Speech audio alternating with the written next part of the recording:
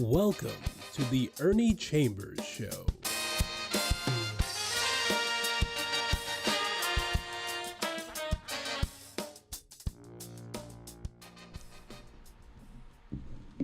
Brothers, sisters, friends, enemies, and neutrals, I'm back, but there's going to be a little different format today. I will answer some questions relative to what a listener wanted to have me answer. So we're going to do that first, and then I'll get into what I usually do, which is my choice. Today's questions are brought to us by Catherine Fleming Bruce, a journalist from South Carolina. She is the CEO of Camelot Excalibur Trust Ltd. And the founder of Collaboration for Community Trust. Catherine's questions are centered around the topic of the need for more Black, Indigenous people of color in our United States Senate. Our first question: what led you to consider electoral politics as a way to make social change in your community?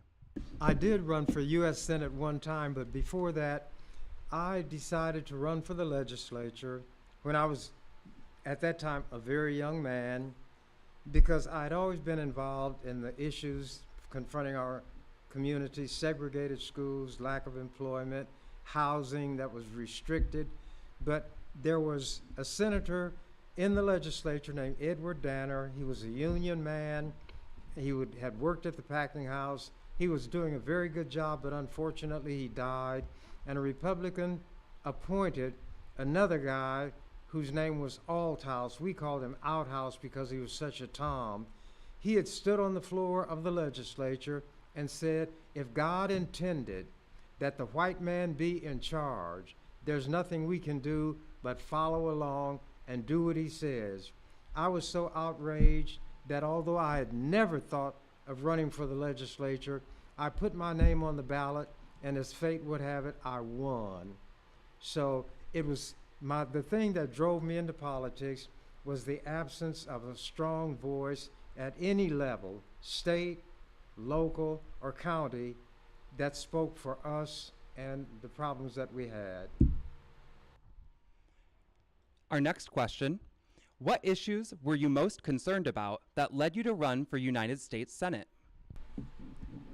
As everybody who has paid attention, even in grade school, knows, each state has 2 senators at the U.S. level, and none of them had ever addressed our issues, those of Black people.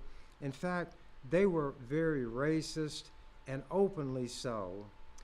The kind of issues that we needed to have addressed were what I already touched on: housing, employment, schools, segregation everywhere. There were not even Black bus drivers. There was no Black person on the fire department, and the police were almost like occupying Gestapo members. The usual things that were confronting the communities of color and Black at that time were the ones we were faced with also. For our third question: what led to your choice of political party to run as their candidate for U.S. Senate? They had qualified as a political party, apparently. Now, party politics was something completely foreign to me. And since they could have a candidate and nobody wanted to be the candidate for them because they favored the rights for the LGBTQ community, although they were just all lumped together as homosexuals. I don't care what a person does with whomever that person chooses, when it's voluntary and at night and doesn't involve me. But since I was approached and asked, would I be their party representative by a young man whom I respected in the community, I said sure, and it'll give me a chance to at least comment, even though nobody is going to debate me. So it gave me a chance to have access to the media in a way that I wouldn't, and there was not even a lot of that because everybody knew there was no chance whatsoever for that party to make any impact on anything. For our fourth question, what were some memorable moments for you as a U.S. Senate candidate? There was only one memorable moment. People wanted to see Bob Kerrey debate Ernie Chambers. So they arranged a debate. Bob Kerrey refused to show up. So I was able to point at the empty podium and say, this is the man who is supposedly strong enough to fight for the interests of the people in this state, yet he's afraid to debate me face to face. That should give you an idea of which of us you ought to vote for. Nevertheless, Bob Kerrey won. So I never had any issues that I expected to deal with as a member of the U.S. Senate because I knew I would never be there. For our fifth question, there have only been a handful of African Americans who have served in the U.S. Senate. What impact do you think this had on our community? With all due respect to those black members of the U.S. Senate who did the very best they could, they had about as much impact on the interests of black people in our communities as a tick would have on the back of an elephant. For our next question, what are your suggestions for mobilizing and organizing to increase the number of African Americans in the U.S. Senate? It is very simple. There's no magic, no mysticism. We have to get enough people to vote for a black candidate. The black people are going to register Democrat. In Nebraska, there has always been an overwhelming number of Republicans, I refer to them as Republicans, vis-a-vis Democrats. So there's no way a Democrat will ever be a U.S. Senator from Nebraska, in my opinion. So that question has no relevancy in the real world. For our last question, should this topic be centered mostly around policy and not so much about identity or representation? That's like asking a mouse who's being pursued by a cat, and he's going to run into a corner, and there are mice and rat traps in that corner. Whatever the policy questions are, in a state like Nebraska, we are not going to be able to elect somebody of our choice. So we could wish and hope and pray all that we choose, but we're not going to have any significant impact. Whatever impact we're going to have will be at the local level. So I guess like that lady said, wishing and hoping and singing and praying. And after you do all of that, it's going to have done no good. We would like to thank our viewer, Catherine Fleming Bruce, for her questions today regarding Senator Chambers running for U.S. Senate in 1988 as a New Alliance Party candidate. If you are a viewer with questions for Senator Chambers, you can email us at ewcfacts@gmail.com. That's ewcfacts@gmail.com. Brothers, sisters, friends, enemies, and neutrals. As Fats Domino say, yes, it's me, and I'm here again. I'm paraphrasing. There are a few things that I want to really get into, and this is going to be a program which is a little different approach for me. I'm going to talk about some things not necessarily that are current in terms of today, tomorrow, and yesterday, except that I want to touch on the fact, I call it a fact, that Kamala Harris is the next president of the United States. And that woman is qualified more than anybody who has been president during my lifetime. She served as a federal prosecutor. She was the Attorney General of California. And when Trump wanted to make comments about, is she not qualified to do this and she's not qualified to do that, she had made a comment that she knows very well how to deal with convicted felons, which Trump is right now. So he wants to debate. He claims, bring it on, bring it on. And I think he is terrified of that woman. I don't know if a man wears what they call depends, which is heavily padded undergarments, but I think that's what Trump is going to wear to that debate so that what he does in his britches will not show up on camera. Now I'm going to get into what I intend to talk about today, a number of things. This is a letter. It's dated 5 November 1959. That's the way the military writes a date. This is the heading, Company D, 1st Battalion Group, 1st Brigade, RFA Training, in parentheses, Fort Ord, California. Subject, Private Ernest W. Chambers. How many of you all know I was in the Army? It doesn't matter. 2, the commanding officer, Company E, 2nd Battalion, 355th Infantry Regiment. On September 15, 1959, Private Ernest W. Chambers joined this company to complete his second 8 weeks of infantry training. From the first day of training, he has proven himself to be an outstanding soldier. This soldier has constantly demonstrated outstanding character. He has demonstrated a willingness to learn and get the job done, which is in keeping with the highest standards of the military service. During his second 8 weeks of infantry training, this company has been extremely fortunate to be able to have a soldier of Private Chambers' caliber, and as graduation time comes along, we are indeed sorry to see this young man leave, but at the same time, very happy to have had him with us. It is a well-known fact in this company that when Private Chambers does something, he gives 100% of his mental and physical energies. This attitude toward military life is indeed most commendable. I highly recommend promotion for this soldier. I would do it myself, but regulations prohibit it. Respectfully yours, Marshall D. Burdick, Captain, Infantry Commanding. That letter was dated November 5th, 1959. This you cannot read, but you can see that it is a formal document.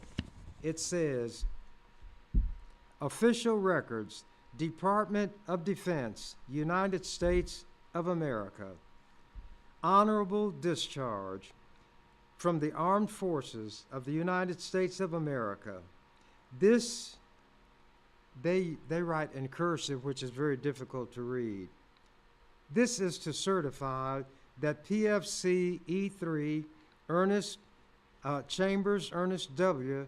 BR 1749941 was honorably discharged from the Army of the United States on the 12th day of July, 1963.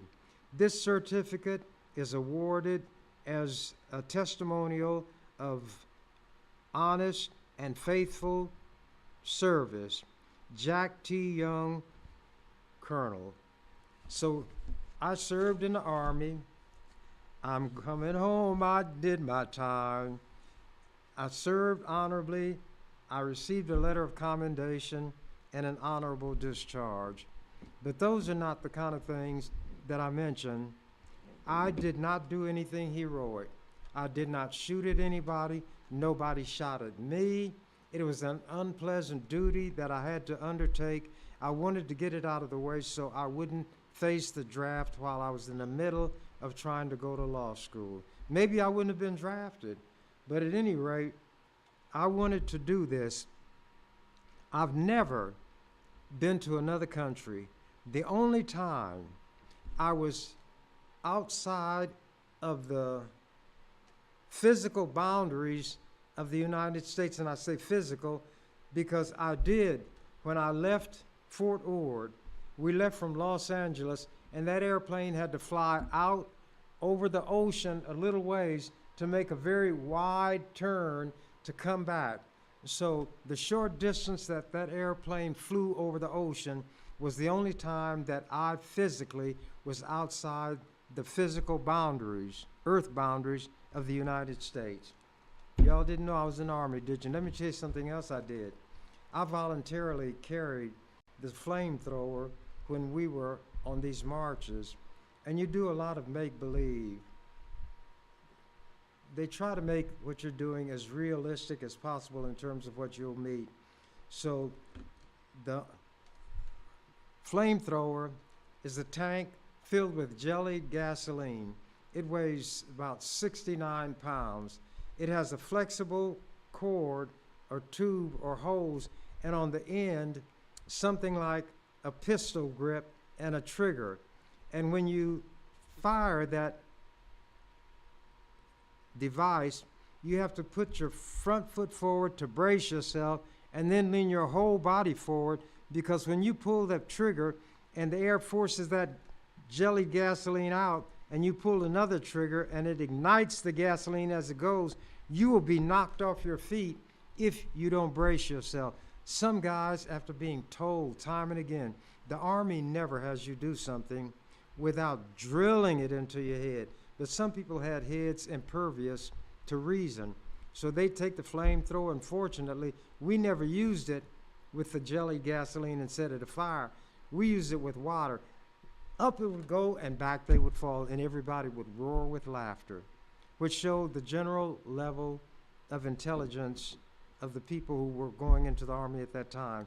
But nevertheless, when we would go on long marches, I would carry the flamethrower.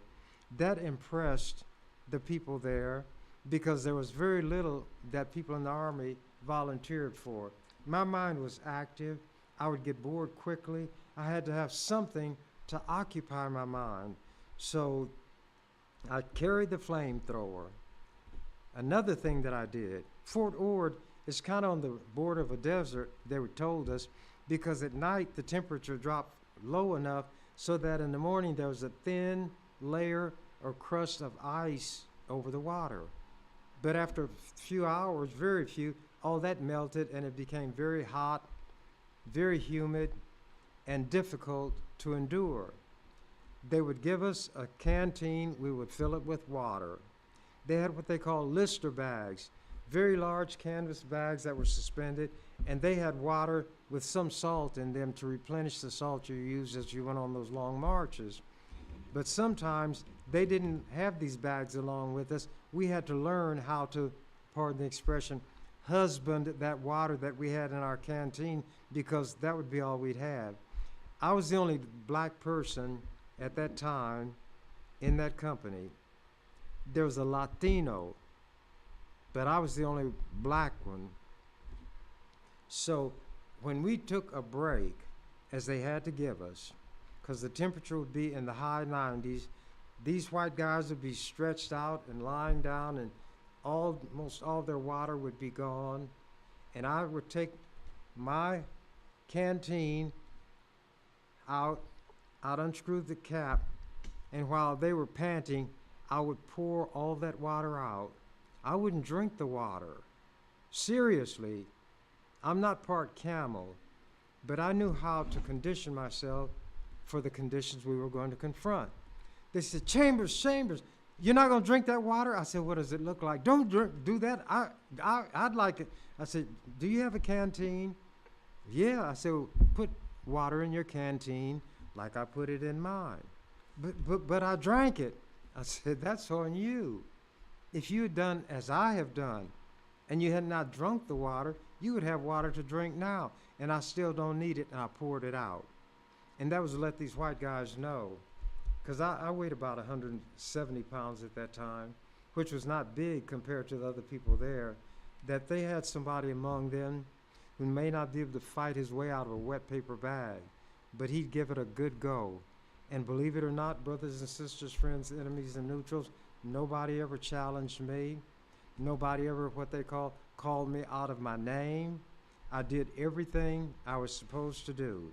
I didn't want any problems. I wanted to get my service done so I could get out of there as quickly as possible. Meaning, no extra time tacked on because I didn't do this or didn't learn that. I even, for a young white guy, wrote a letter to his girlfriend. She had stopped writing to him, and in the barracks, he'd be all whiny. And I said, man, what's the matter with you? He told me about his girlfriend. I said, write her a letter. He said, I did, but it doesn't make any difference. I said, look, I'm going to write a letter, and what you have to do, because I think your girlfriend recognizes your writing, you copy what I wrote and send it to her. He did it. Maybe 2 weeks later, he got a package in the mail. Brownies and an envelope with a heart in it, and they had reconciled. I would help people whenever and wherever I could. Nobody was my enemy just because of what he or she may look like. That person would have to have done something to me, or somebody like me, or hurt somebody who was weak in order to make me even have a hostile thought toward them.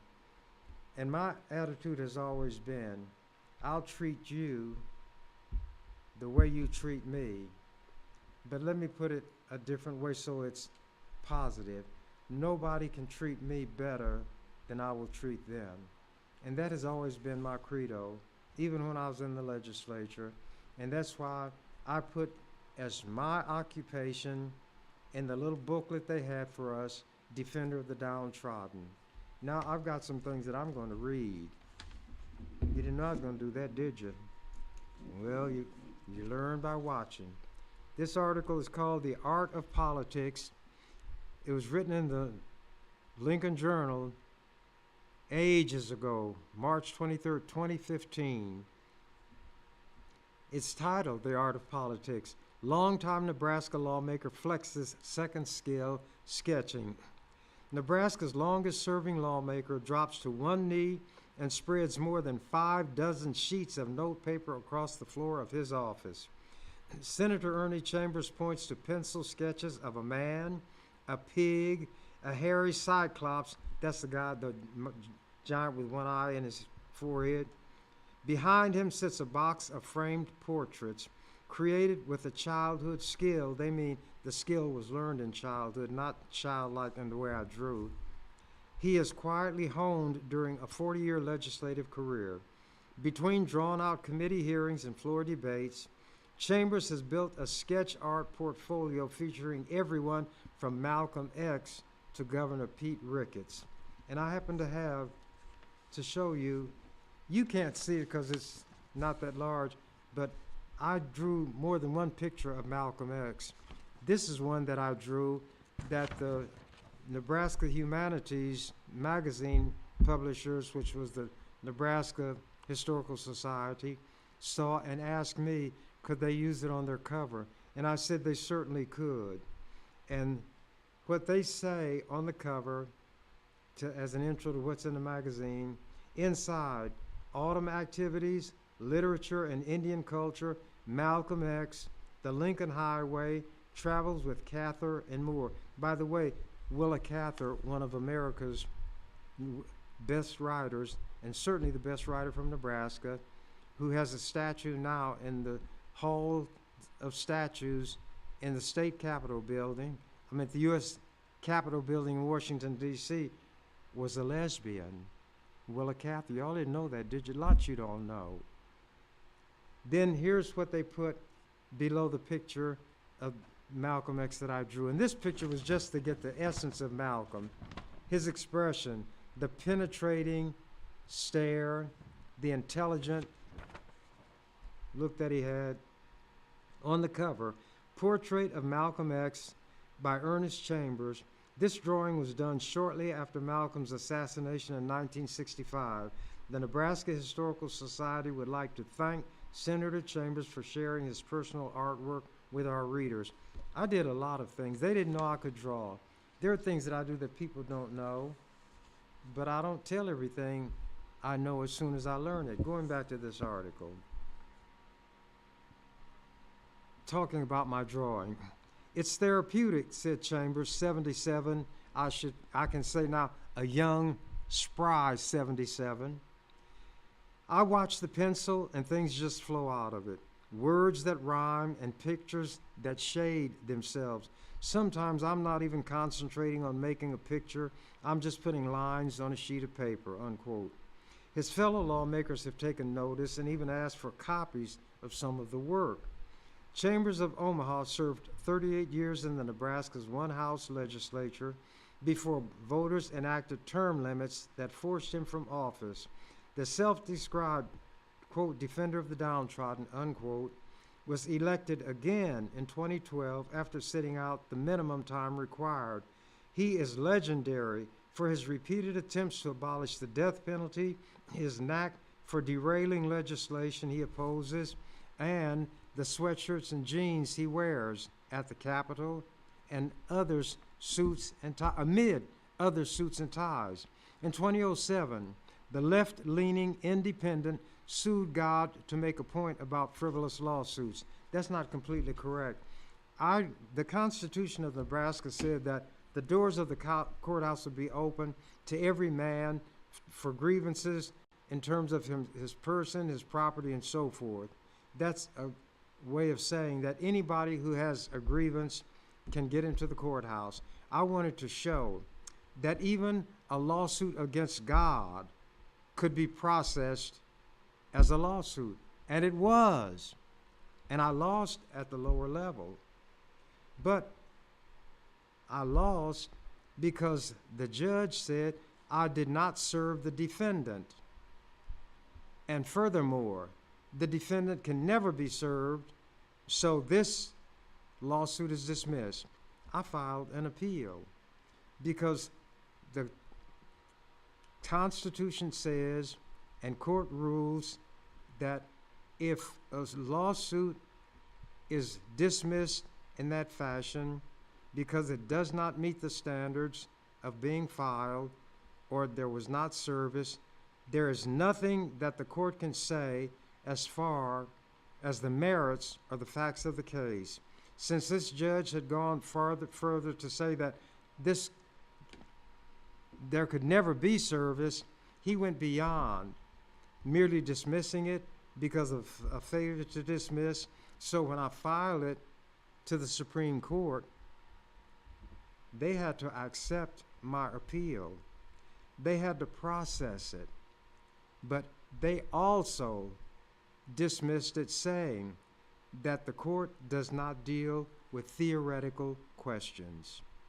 So what I could have done was filed it all over again, since what the lower court did was reversed because that judge said more than he should have said. I know what the law is. I follow the law. They don't.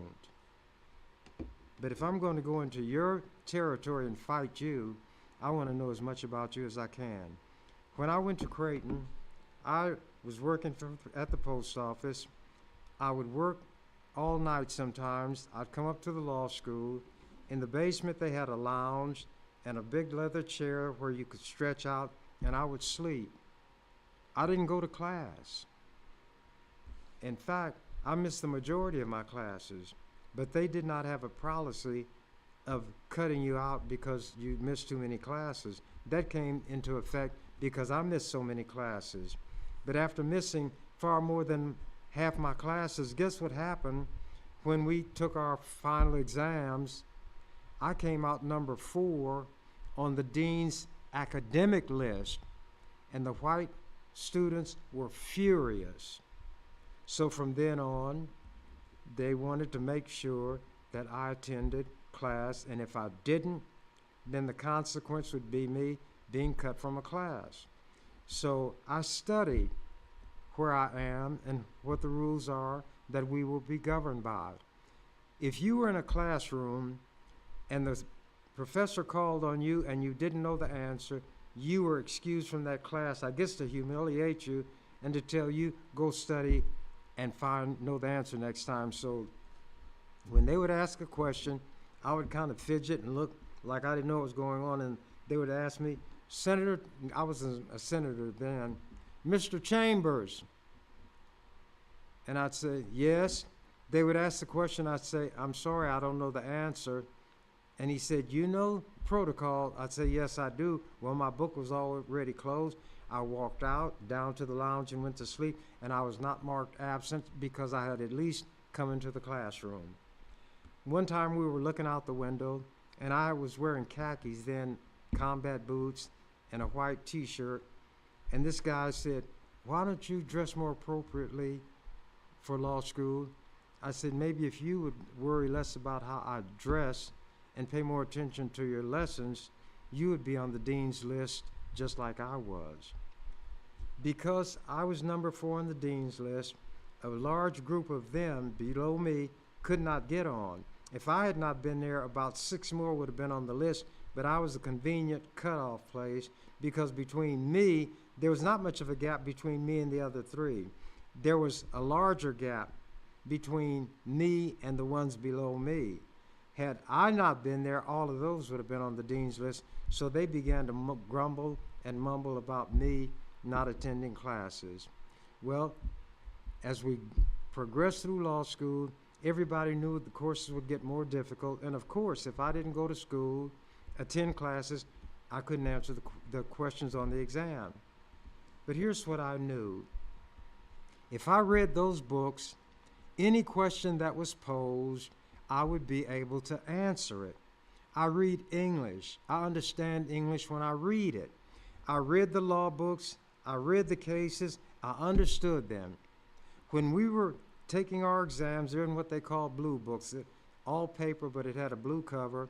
I would write my answers quickly and leave. For always the first one to leave, and they were sure I'd flunked. I would always get a high grade. So then they decided to enforce an attendance rule. They didn't put me out of school for being absent too much. They refused to let me register. And I said, I think that is absolutely wrong. Why will you not let me register? The dean said, because you missed so many classes. I said, well, here's what you ought to have done. You should have followed the principles of the law and justice. And soon as I reached the point where I'd missed too many classes, you should have told me that I was out of the class. But you should not have let me take the exams. But you, like everybody else, thought I would flunk, didn't you? So you think now the only way to get me is to head me off at the pass. Well, if you don't let me register, I'm going to make all the noise I can because I never flunked the class while I was at this law school. So they let me back in. I continued to miss classes. I continued to pass on my exams, but then they put a rule in place that if you didn't attend a certain number of classes, you'd be considered to have dropped out and you couldn't go forward. And that's how they were able to keep me from finishing after 2 years. Never flunked a class, never flunked an exam. How did I get out then? Well, a new dean came from Catholic University.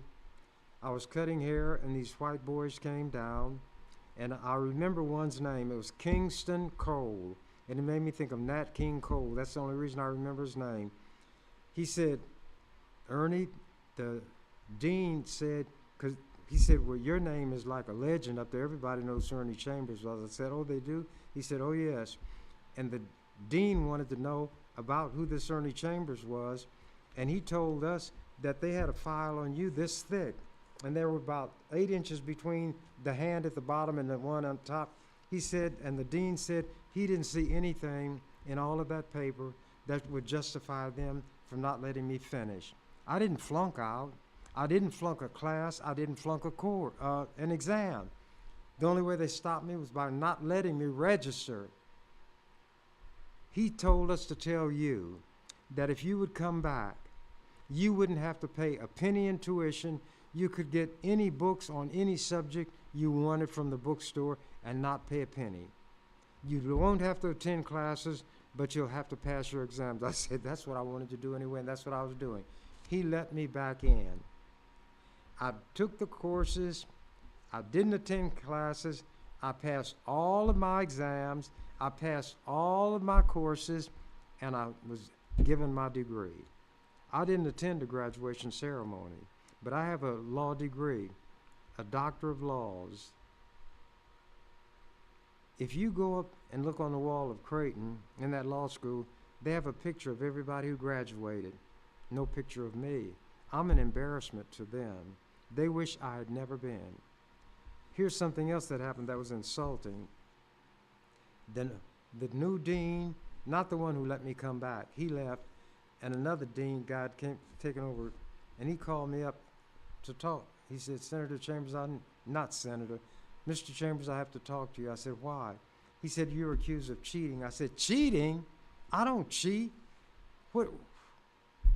I was speechless. What class did I cheat in? He said, well,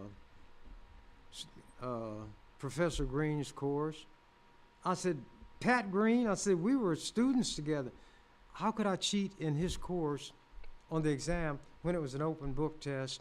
We could bring our book and we could bring notes and whatever else we had. He said, oh, I know you didn't cheat. And then when I talked to Professor Green, he said you couldn't cheat on his class because if you didn't know the answer, you couldn't find it in the book quickly enough, even though you had the book, to answer the questions. I said, well, now, if he told you there was no way for me to cheat, why do you insult me by bringing me up here like this and saying I was accused?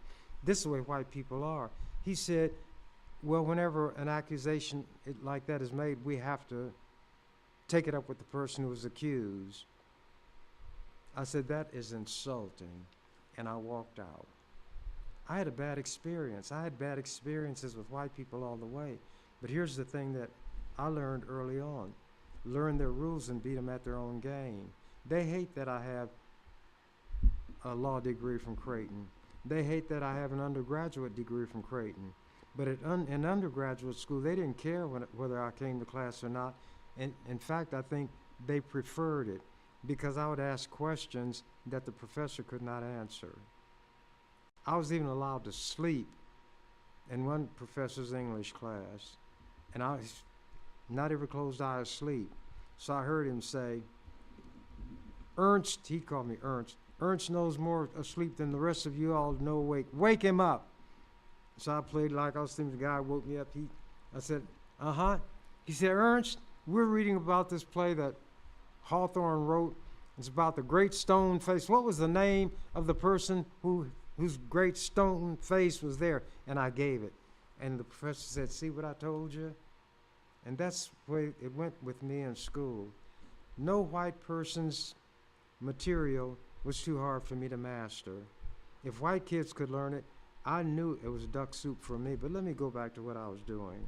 I got distracted.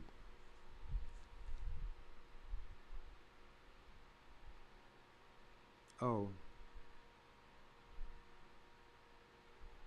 Chambers said he doodles in committee hearings to fight boredom when familiar issues arise. In the first 45 days of this year's session, he scrawled more than 60 images on sheets the size of a notepad. Chambers tends to draw in committee hearings when the side he favors is testifying, said Senator Adam Moorfield of Lincoln, who serves with him on the Judiciary Committee. When his adversaries speak, Chambers puts down the pen and peppers them with questions. Moorfield said he was amazed by the quality of art which Chambers sometimes combines with poetry and distributes to lawmakers. Quote, I've thought about asking him for one or two, Moorfield said. I call them Ernie Grams. Senator Bob Christ of Omaha noticed Chambers pencil sketching a human eye earlier this year. He sits next to me in the Judiciary Committee at that time. The picture had such depth that Christ asked for a copy to show his wife, a professional oil painter. He captions his drawings with random thoughts. Beneath his cyclops, the one-eyed giant, Chambers wrote, man, oh man, I can't wait for evolution to kick in. Things can only get better. And I had one that said, I drew this picture, and it said, if God was a peanut, would he be afraid of a monkey? Continuing, when Omaha attorney Dave Domina spoke this month in a hearing related to the Keystone XL pipeline, he wasn't just testifying, he was unknowingly posing for a portrait. As Domina argued for tougher regulations on oil pipelines, a bill Chambers introduced, Chambers' pen gave shape to a slender face, suit, and glasses. I did a portrait of him. He's a great multitasker, Christ said. He sits there and draws, but he's always listening to every word of the arguments. Chambers said he started drawing in high school art classes and continued through law school. A law professor noticed his work on a piece of poster board and suggested Chambers pursue a career as an artist. Quote, "In my mind, he was telling me anything he could to get me out of his law school," unquote, Chambers said. His collection features portraits of John Kennedy, Jacqueline Kennedy Onassis, and a smiling young mother with her infant son. And I happen to have this. It might be large enough for you to see. This is the one that they were talking about. Just one of the pictures.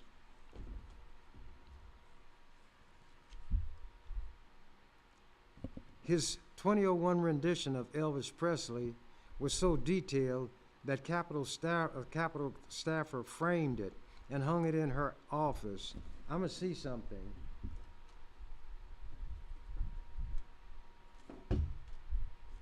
The Boy Scout motto, "Be prepared." Here was the sketch of Elvis Presley. And again, you probably can't make it out very well. But this lady really liked him. I couldn't understand why she liked him so much, but she wanted a picture of him. She didn't know I could draw. And here's what I put on the picture. To Julia, the task of an artist is to transform the mundane into art. The only reason this means anything to me is because it means something to you, talking about the Elvis drawing. If not for that, I would never have drawn this picture. It is for you, it is yours. Ernie Chambers, January 2001. They call him the king of rock and roll. They're out of their mind.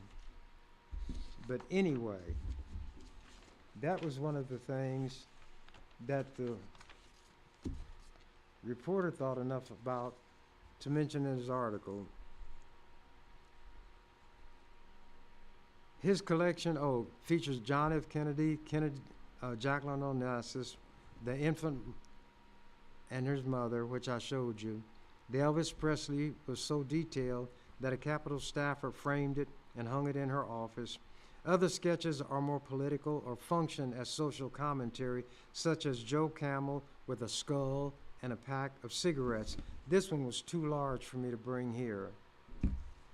His collection. Despite the praise, Chambers insists he's not an artist but a drawer because he lacks formal training. "What I do is like Burger King. Have it your way," he said. "If some people see it as good art, that's what it is. If people see it as bad art, that is what it is."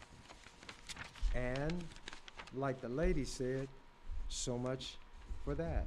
Actually, the song says, that's all there is to that. And I think I'm going to show you a few drawings that I made.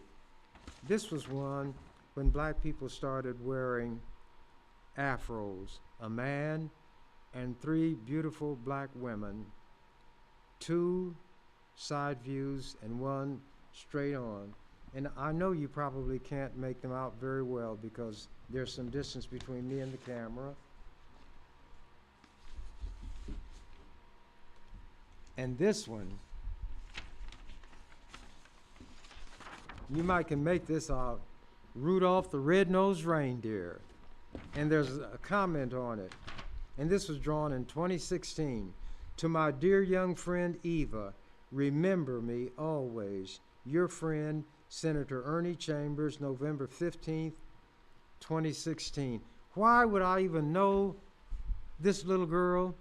Because she heard of me, and she liked me, and she wanted her parents to let her come to my office and see me, which she did.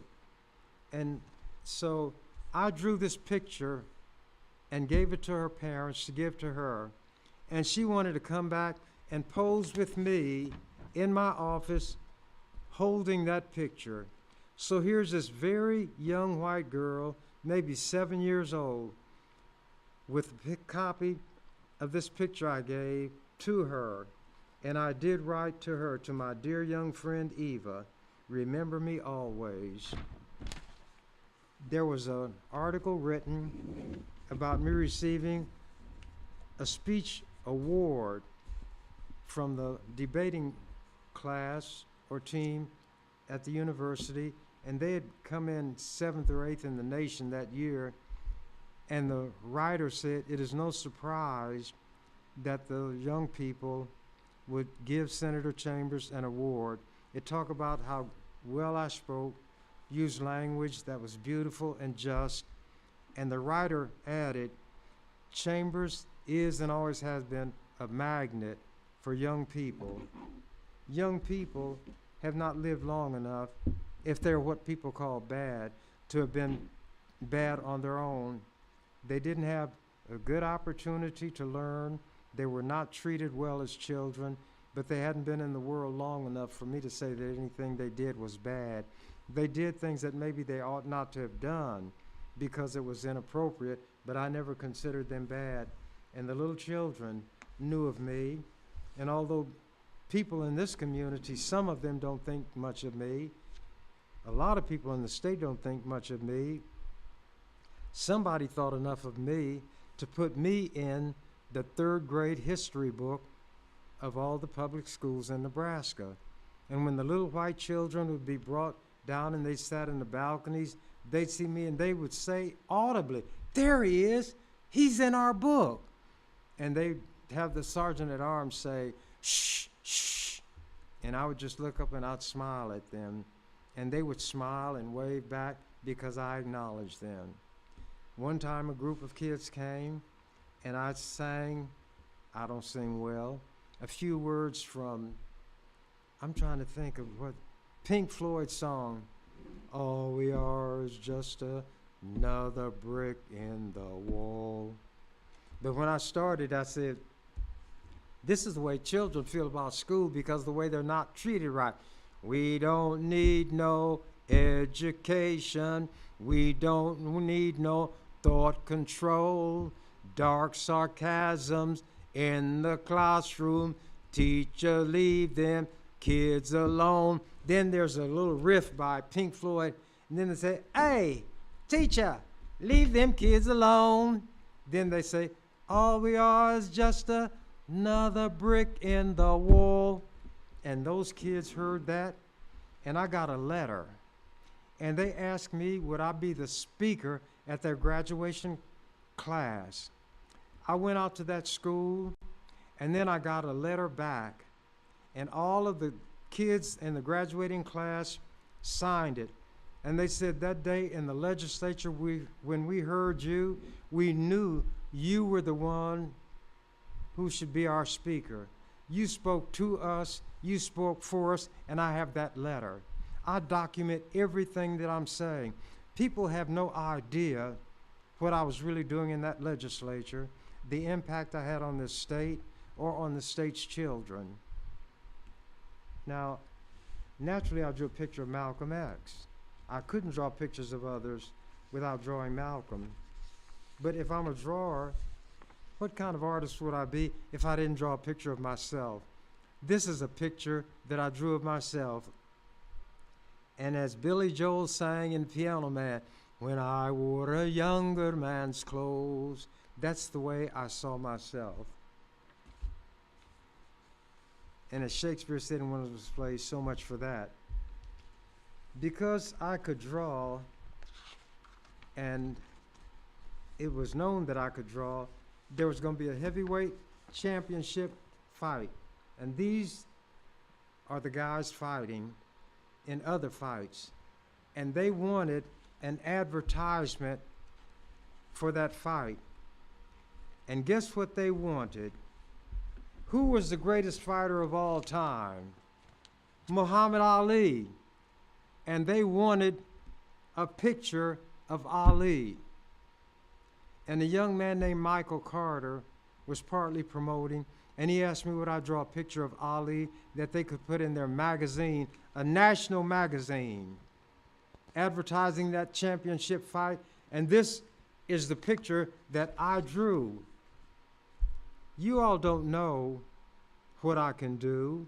A lot of people don't know. Some do. But this is the picture of Muhammad Ali that I drew.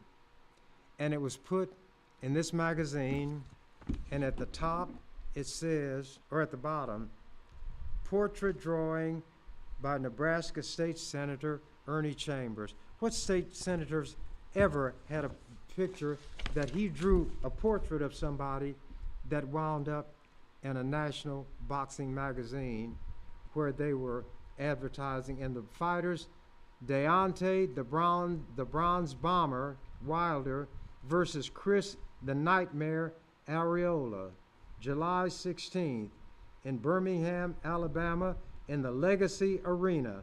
And in the middle of that magazine is my picture of Muhammad Ali. But I didn't just draw a picture of Ali like that. Ali was a man of action. So what I did was to draw a picture of Ali in one of his classic fights. I don't know if you can make this out, but it was of Ali when he put a whipping on Sonny Liston, who everybody feared. Liston could walk into a room and people would begin to shiver and shake. Well, that is a drawing that I made of Ali putting the whipping on the unbeatable Sonny Liston, whom Ali knocked out. Oh, what's that? You didn't know I could draw pictures? Well, I can. And here is one. This is more of a poster. And it shows the then Attorney General. At the top is a man in a prison cell peering out. In one corner is a skull, and off in another corner is an electric chair. And there is a rhyme that goes with it. It said, hangman's noose, electric chair, prison cell, grotesque death's head. Of one who loves such things beware. Though alive, he is morally dead. And his name was Don Stenberg. I did this poster and handed it out. Naturally, he didn't like it, but they know that I'm going to say what I've got to say. Here is something that I didn't put together, but it showed what cops do. And it was done by a national cartoonist named Oliphant. And I couldn't help but put it together. And then I put some words on it, and they're too small to go on here. Failed at everything, feeling inferior, can't get a job anywhere, hate black people, beat your wife, want to be hippies, etc. And there are four cops. One is saying, free at last. The second one is saying, free at last. The third one is saying, thank God Almighty. And the fourth one is saying, free at last. And you know whose words those are, don't you? I'm going to scamper right along. At any rate, Father Time has caught me. And I say now what I always say at the end. As the canary said when he discovered that the door to the cage was unlocked and swinging open, I'm out of here. You've been watching The Ernie Chambers Show. If you'd like to leave suggestions, email us at ewcfacts@gmail.com. That's ewcfacts@gmail.com. This is an EWC Communications production.